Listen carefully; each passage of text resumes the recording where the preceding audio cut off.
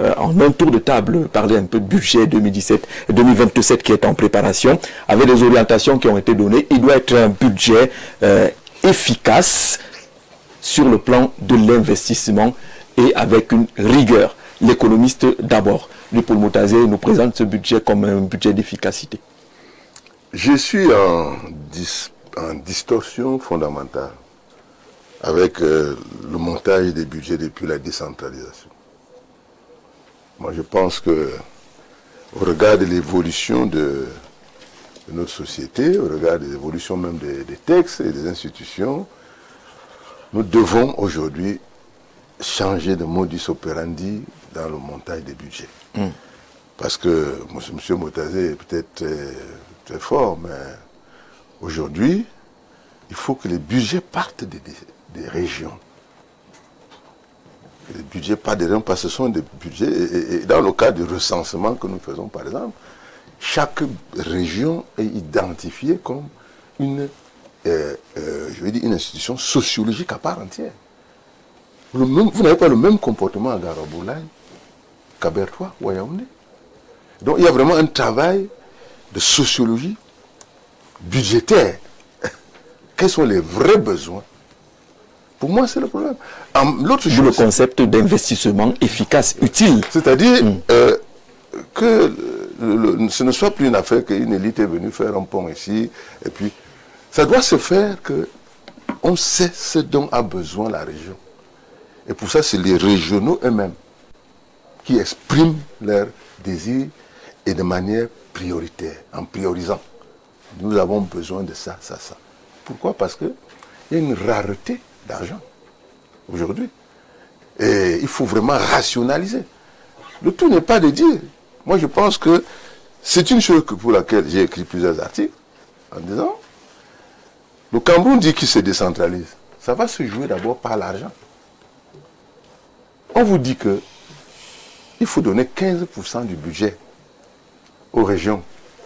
Ça veut dire que si vous prenez un budget de 6 000 milliards aux collectivités, si vous prenez 6 000 milliards, ça veut dire que chaque région devrait être dans les 90 milliards. Vous voyez ça aujourd'hui?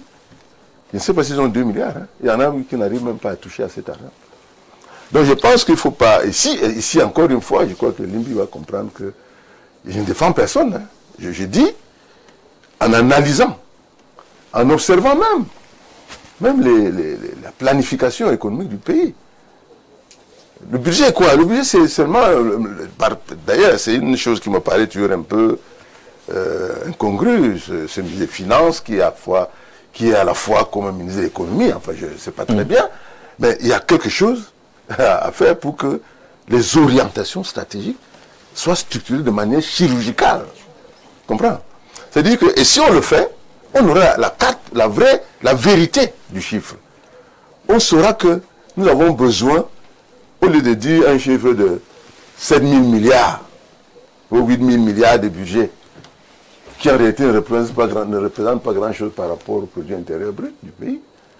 Parce que si on croit que c'est beaucoup, si diviser ça par 30 millions, ça fait 280 000 francs par personne au Cameroun, par an. Donc ce sont des chiffres. Il faut donc revenir à la réalité.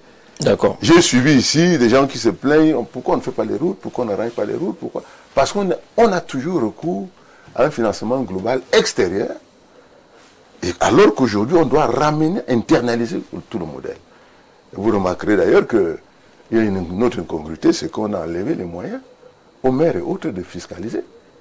Et ça pose un réel problème sur la marche du pays, qui est à la fois un pays qui veut aller vers la décentralisation, donc meilleure responsabilité des citoyens et des institutions locales, vers des équipes qui caporalisent et qui refusent, qui freinent des cartes fer. D'accord. Jean-Robert Wafo, on a entendu le directeur général du budget, pour revenir au ministère de l'économie aussi, parler d'investissement utile, que le ministère de l'économie n'accompagnera plus les projets qui n'ont pas une utilité avérée. Le ministre des Finances parle d'investissement efficace pour le budget 2027. Est-ce qu'on n'est pas en train de corriger ce qui a été mal fait jusque-là? En fait, je vois dans leur sortie un aveu d'échec. N'est-ce pas, par rapport à ce qui se faisait avant. Et moi, je dis, la discipline budgétaire, on l'a tant réclamée. C'est-à-dire, il fallait, par exemple, comment je peux dire, l'assainissement du fichier solde de l'État, n'est-ce pas, l'efficience budgétaire dans les dépenses. Tout ça, on l'a demandé. Mais moi, je dis, il ne faut pas qu'ils essaient de nous distraire. Actuellement, il y a 2 problèmes. Je vous rappelle que le Ghana, quand le Ghana a, n'est-ce pas, remis à jour la production artisanale de son or, de l'or, son or, dès la première année, ils ont eu l'équivalent en devise de 5 000 milliards de francs CFA. Les 5 000 milliards. Au Cameroun, de 2021 à 2025, on a distrait, c'est-à-dire on a volé 52 tonnes d'or. 1 kg d'or, c'est 78 millions de francs CFA. Donc, 52 tonnes d'or, on est dans les 4 480 milliards de francs CFA. Donc, 51% du budget actuel. Voilà les priorités. Voilà les priorités. Au niveau de la SNH, on ne sait même pas qui dirige la SNH. On ne sait pas qui dirige. Or, la SNH est le premier contributeur budgétaire de l'État. Mais vous vous rendez compte, c'est-à-dire, il ne faut pas qu'ils essaient de nous distraire. Le Cameroun ne devrait pas être dans la situation dans laquelle il est aujourd'hui. D'ailleurs, tout ce qu'il dit là, lors de la session de juin à l'Assemblée nationale et au Sénat, généralement est consacré au débat d'orientation budgétaire pour le compte de l'année suivante. Est-ce qu'ils ont fourni aux députés une évaluation à mi-parcours du budget actuel? Parce que le budget actuel reste encore... Non, mais il doit venir avec. Il devrait venir avec. Il devrait venir avec. Même dans le conseil, ça se fait.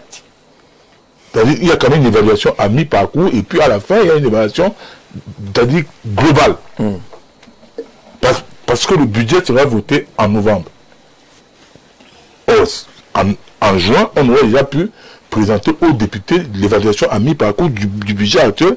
Et c'est sur cette base de cette évaluation qu'ils devaient apprécier le budget de 2027. Ça n'a pas été fait. Donc, moi je dis, on navigue comme ça, on patrouille là.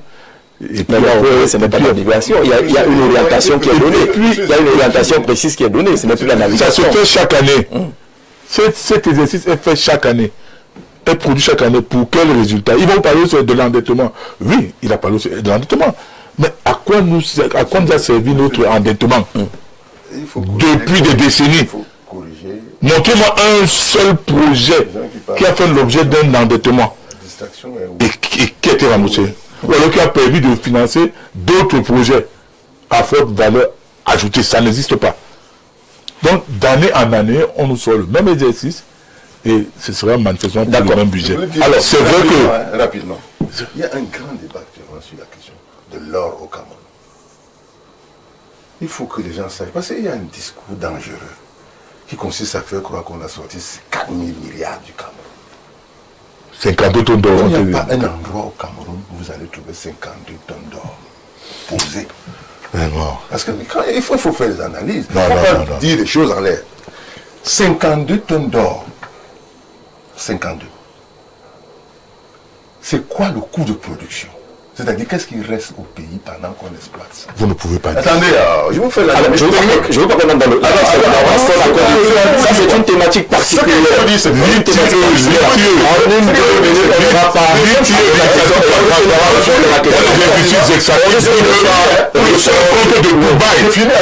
On a retrouvé 15 tonnes d'or là-bas. Voici pourquoi... Je ne parle pas de la Chine, je ne parle pas des États-Unis, je ne parle pas de la France, je C'est que le Cameroun n'a pas de...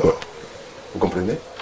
L'or, si vous voulez régler le problème, il faut créer au Cameroun un marché de l'or. D'accord. Où on achète le kilogramme d'or à 79. On parlera de l'or. On parlera de l'or. Effectivement, l'or ne fuit plus par les chemins. D'accord, vous chutez. Jean-Robert. Voilà, c'est tout. Donc, on ne vole pas ce qui ne vous appartient pas physiquement. Non, monsieur. J'avais chuté, allez-y. Je suis quand même surpris. quand M. José Maïe il n'a pas un endroit comme on trouve 15 où on trouve 52 tonnes d'or. Je vous rappelle que l'ITIE, l'initiative pour la transparence dans les industries extractives, a déclaré plus de 15,2 tonnes d'or en combien d'années venant du Cameroun, uniquement sur Dubaï. Je dis bien uniquement sur Dubaï. Et je vais vous dire une chose, cette question a été posée à l'Assemblée nationale, au ministre des Finances, par le député Jean-Michel Nitié. Et vous savez ce que le ministre des Finances a dit? Que, honorable, en ce qui concerne le ministre des Mines et du Développement technologique est mieux placé pour répondre. D'accord. Vous avez dit l'essentiel sur le budget. Avec les Libye sur le budget qui est en préparation et les orientations qui ont été données. Est-ce qu'avec ces orientations, on peut voir quand même des investissements par part? Qui a donné ces orientations? L'État. Parce que la Constitution dit que c'est le chef de l'État qui définit la politique. Oui. Maintenant, c'est Moutazé qui dit que ça sera le budget de la... Tu as dit quoi? Efficacité. Efficacité d'investissement. Celui de l'année dernière, c'était le budget de quoi? On est sur celui qui est en préparation. Ah, parce que je ne comprends pas. J'ai l'impression que c'est des slogans. J'ai l'impression que c'est des slogans. Le budget n'aurait jamais dû cesser d'être un budget d'efficacité. On dit qu'on va maintenant financer seulement les investissements prioritaires, c'est ça? Efficace. Efficace. Oui, donc on finançait les investissements qui n'étaient pas nécessaires. Il y avait encore beaucoup de cadeaux, les lignes qui ont été supprimées, et qui servaient justement de dépannage à gauche et à droite. Ok. Voilà. C'est bien. C'est la preuve que... Ouais, c'est donc la preuve que quand nous disions, parce que toutes ces années passées, qu'on prétend vouloir corriger maintenant, nous avons régulièrement sonné le tocsin en disant on gère mal nos ressources. Ceux qui sont en train de donner de nouvelles orientations aujourd'hui disaient que c'était bien. Moutazé n'a jamais dit dans les budgets passés que ces budgets-là étaient des budgets dispendieux. N'est-ce pas? Maintenant, il dit que c'est... J'ai une seule chose que je lui demande. Fais tes budgets comme tu veux, appelle-les comme tu veux. Mais donne les 15% de la dotation générale de la décentralisation. Donne ça aux collectivités. Ça pourrait être les plus 15% que on a fixé au grand dialogue. Parce qu'on ne peut pas faire des rencontres. La nation s'assoit, les gens se parlent, on prend des décisions et il n'y a personne pour appliquer ces décisions où chacun les applique à sa vitesse, à son goût. Nous avons retenu au grand dialogue que pour que la décentralisation gagne en effectivité, en puissance, il faut que la contribution du budget alloué aux collectivités territoriales soit établi à que moi j'avais demandé 30%. On a coupé la poire en deux, on a mis à 15%. Depuis 2019, on n'a jamais donné les 15% là. Et je vois Moutazé, il est sur le cheval, il est en tête pour vider les collectivités territoriales de leurs dispositions financières qui leur permettent de fonctionner. La loi portant fiscalité locale. À quoi sert le CVUC? La loi portant fiscalité locale est toujours en place. Et pourtant, on a créé de nouvelles fiscalités. On a changé les noms des lois, des impôts, des taxes. On a délocalisé leur localisation. Les impôts qui devaient être collectés par les collectivités. Pourquoi les maires entraient directement dans les caisses des collectivités pour avoir l'autonomie financière prescrite dans le Code général des collectivités territoriales, y compris dans la Constitution. Moutazé fout tout ça au pied, avec l'aide des maires RDPC, qui se sont illustrés par leur incapacité à recouvrer leurs propres impôts. Ils ont eux-mêmes demandé que ce soit l'État qui commence à venir recouvrer à leur place. Pourquoi?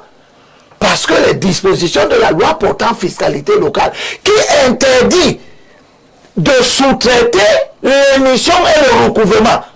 Tous les maires ont des entreprises privées chargées de recouvrer les impôts de toutes sortes, sous forme de, ils appellent ça concession. Alors que la loi dit que les missions et le recouvrement ne peuvent faire l'objet de concession. Donc, voilà les gens qui dirigent. La famille politique qui dirige crée eux-mêmes les conditions de dysfonctionnement de la décentralisation. Et on vient nous parler d'un budget de rigueur.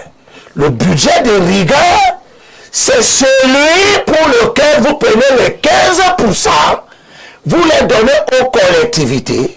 La rigueur budgétaire de ce pays commande que les décisions qui ont été prises, et si sont consignées dans des lois, soient strictement respectées. Qu'on laisse les collectivités collecter leurs impôts directement. On ne peut pas avoir lutté pour quitter l'unicité des caisses et vous organisez subrepticement des mécanismes où on revient dans l'unicité des caisses. Pour que les collectivités ne puissent pas créer des écoles et que ce soit le ministère qui parte du salon pour venir créer les écoles. Sur cette question de rigueur et d'efficacité du budget à venir. N'est-ce pas, en 82, on nous a dit que c'est rigueur et modernisation. Où en sommes-nous aujourd'hui? On nous parle encore de rigueur, de la recherche, de la satisfaction des besoins des Camerounais.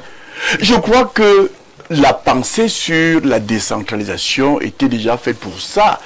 Demander aux populations elles-mêmes de résoudre leurs problèmes. Parce que les populations sont les seules à savoir quels sont les desiderata, quels sont leurs besoins, au lieu que leurs besoins soient plutôt vus et dictés à partir du pouvoir central. Donc, ce qu'on raconte, c'est du cinéma, c'est du déjà entendu.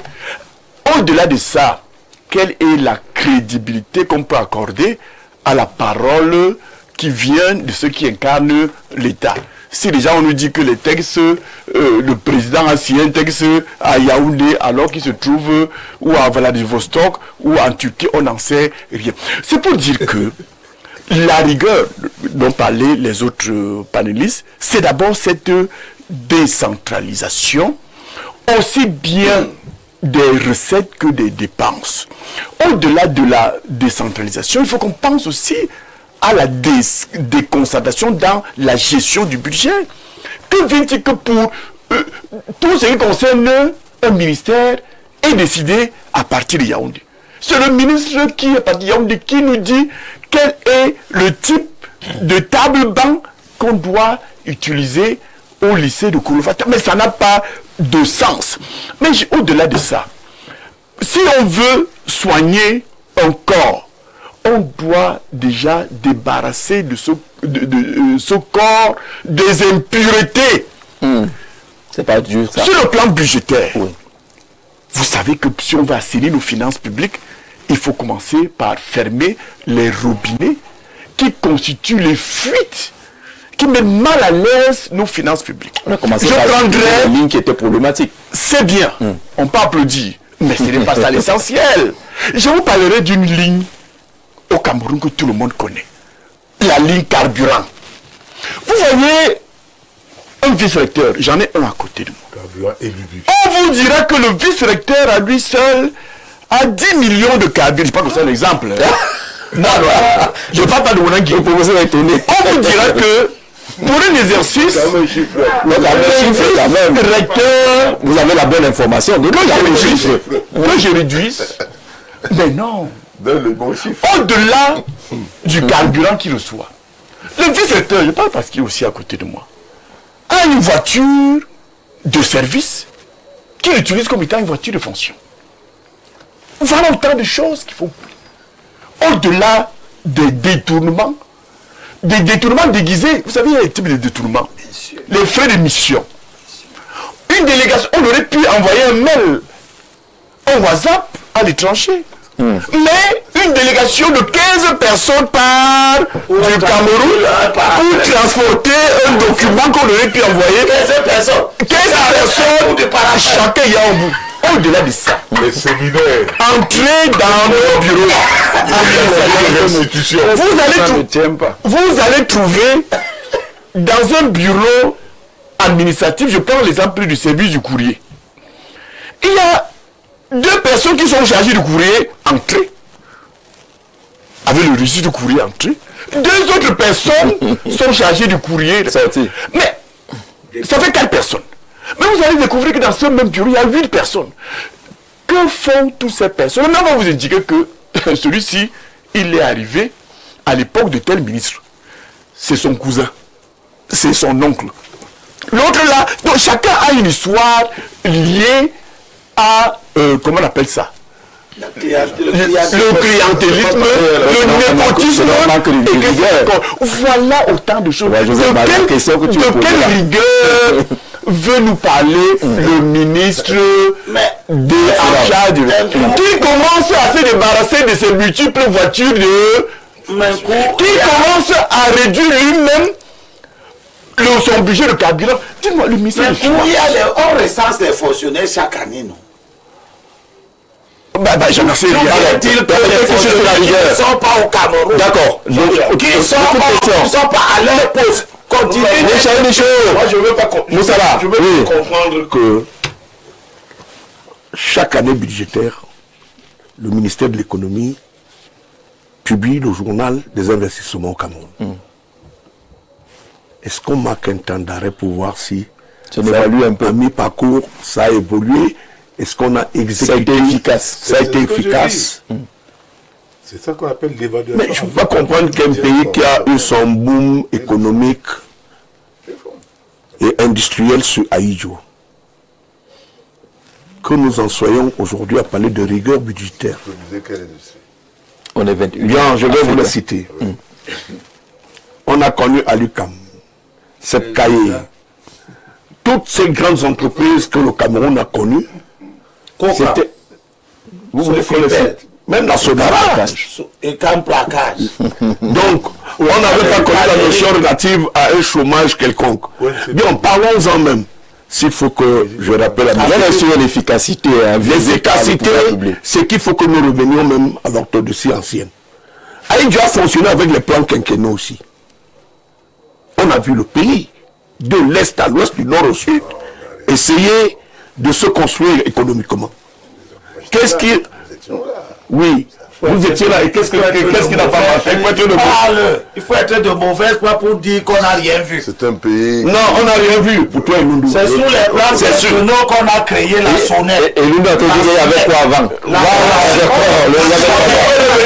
Je vais lui rappeler, il dit qu'il était là. C'est sur les plans Michel, allez-y. Je suis sûr que vous vivez à Douala. Allez-y, Moussa. Non, nous vivions pas. Nous, on n'était pas là. Nous ne vivions pas sur les... Non, fais le tour du Cameroun. Mais écoutez, alors, le tour du Cameroun. Le tour du Cameroun. tu n'as pas maturé. Ton approche. La question est tellement importante que ça fait la foi. Moi, je dis que parce que quand nous voyons un peu comment les politiques financières sont implémentées aujourd'hui, on se pose des questions.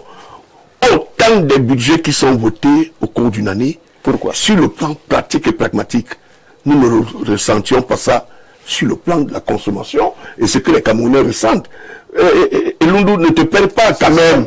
Mais écoutez, sur Aïdjo, il y avait des bourses. C'est ce bien qu'on a connu, la suppression des bourses. Croyant que cet argent va servir au développement. Mais écoutez, le développement. Voilà. Donc, moi je voudrais évoquer... C'est l'histoire économique. Qu'est-ce que vous entendez par économie? Non, je ne m'adresse pas à vous. Non, mais vous m'empêchez de dire ce que j'étais en train de dire. Le budget, est-ce qu'on va respecter la loi de finances? Vous financier de la parole.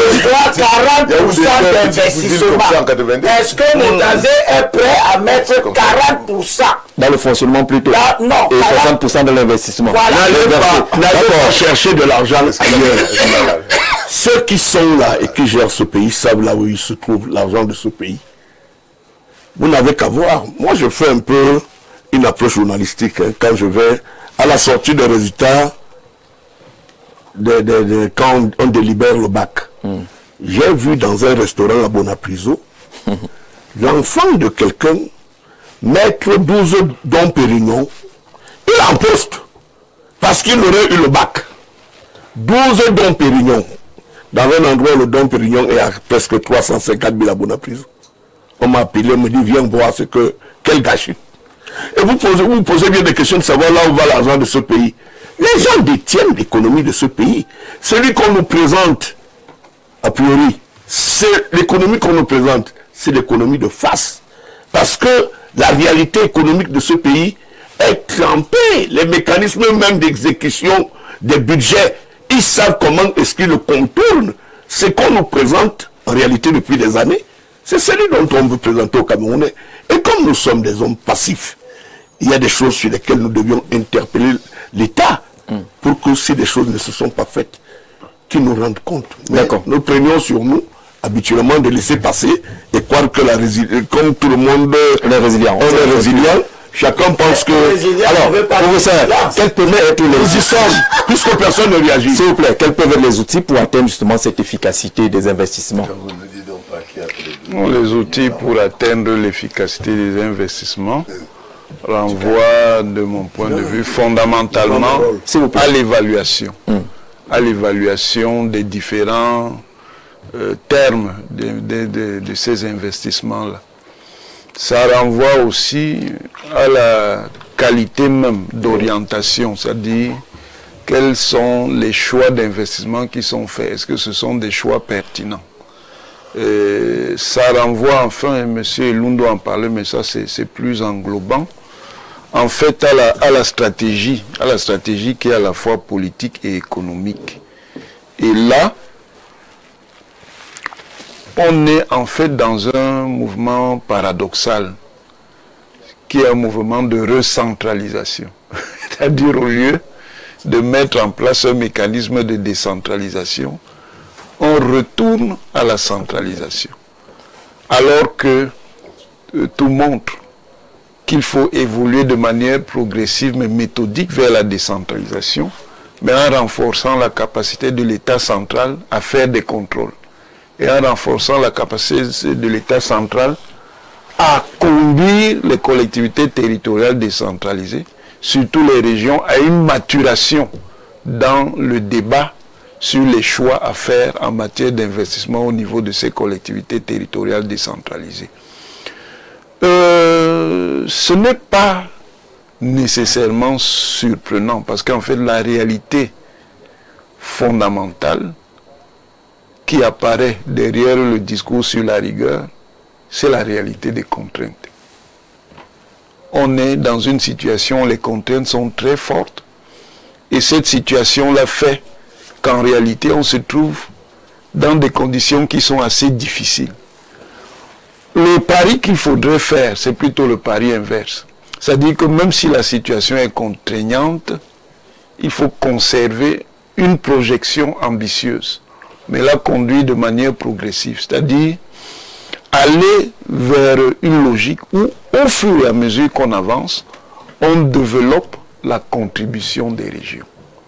Parce que c'est à travers ce mouvement de décentralisation que le développement sera atteint.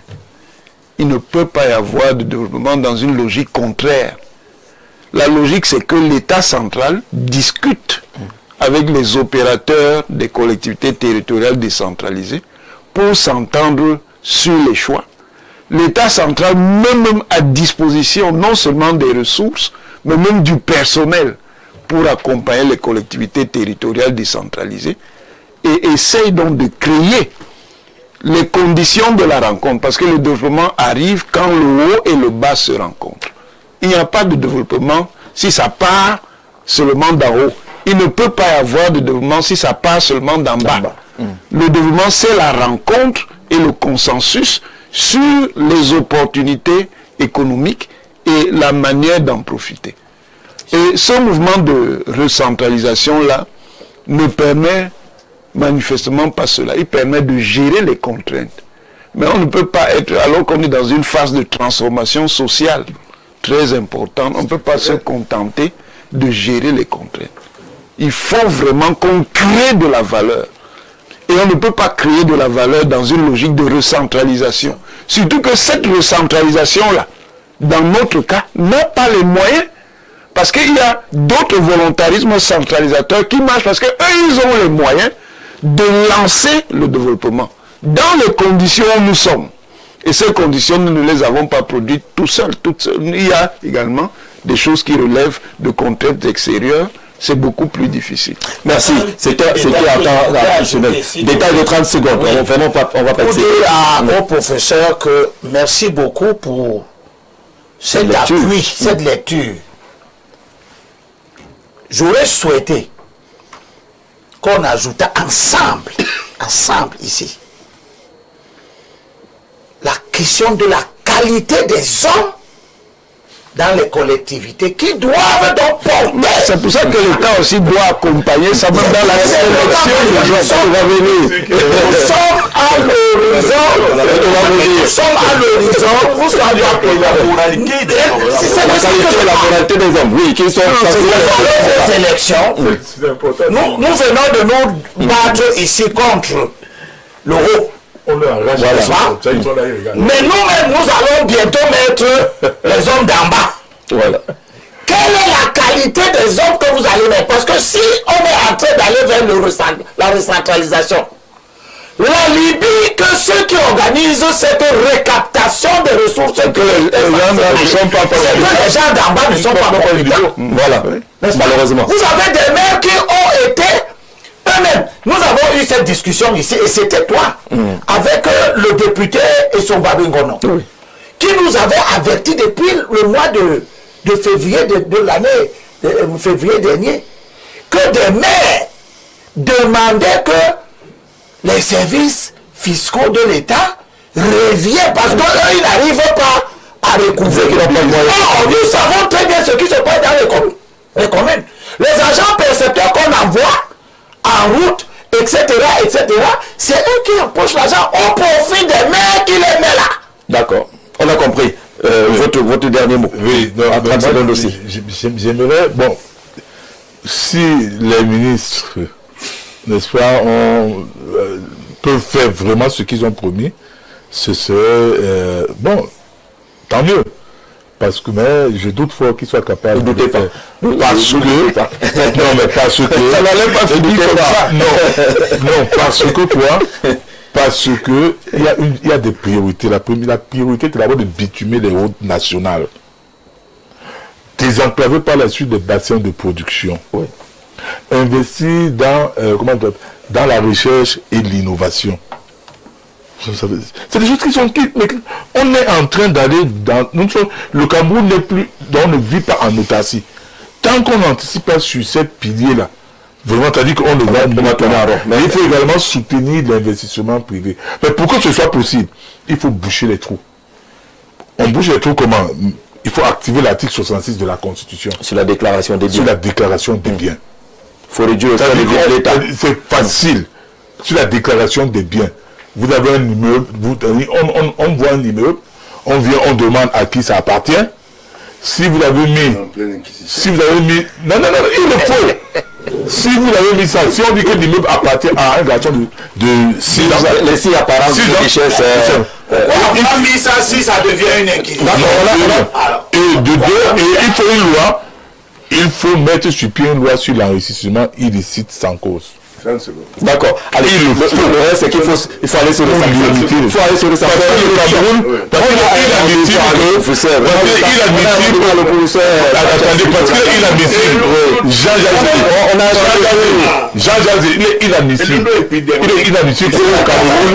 qu'il est inadmissible qu'au Cameroun, le fonctionnaire soit milliardaire et soit plus riche que les hommes d'affaires. D'accord. Merci, monsieur. Si c'était milliardaire, ils payaient les impôts. S'ils payaient les impôts, merci. Tous ces immeubles qui poussent partout. Personne ne paye la taxe foncière. Personne ne paye. Oui, ce qu'on a vu. Ce qui se passe. Non, il va pas félicité. Qui se fait au niveau des finances. On me prête tout. Il faut féliciter qu'il y a des gens qui travaillent. D'accord. Il faut dire qu'il y a une chose qui est dévoilée qui est simple. Au Cameroun, nous avons une société qui s'appelle la SNH, qui a des réserves d'argent. Ok? il faut que la Sonamine devienne un département de la SNH. Ah, c'est Pour que la SNH rachète l'or du Cameroun, ok, et qu'il fasse des réserves d'or dans le pays. D'accord. Ce qui va sécuriser la qualité de l'économie et que nous pourrons retrouver donc le maximum de force dans d'autres pays de financer. Et moi, je ne suis pas ceux qui font l'inquisition. Merci. C'est une proposition. Merci. Merci. On se retrouve dimanche prochain.